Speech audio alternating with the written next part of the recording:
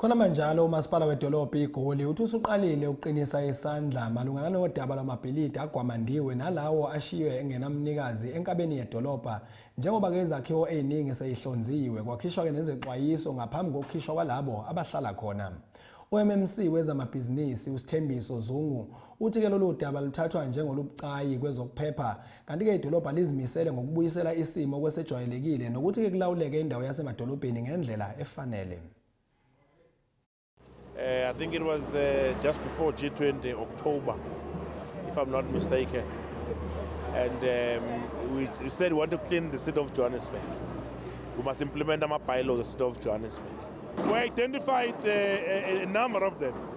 Umayor said to us this morning, from next week we are going to be attending those buildings. Abanye baphiwa notice, I think 6 months ago, abamuvanga basekhona njengamanje.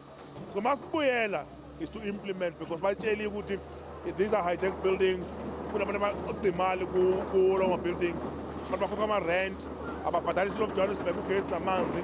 So masibuyela sisa-implement. Into engiyithandayo asivele sifike senze, siyakuwonisha, sikunike i-notice. Uma ungalaleli, then we move. Into engifuna ukusho ukuthi ngicela abantu bokuhamba bahloniphe izwe lethu, bahloniphe nathi sabaholi. Bangabe sifika kuba hayi ukuthi zoba abuse or asibafuni or asibathandi, but umthetho wezwe kumele ulalele futhi uhlonishwe.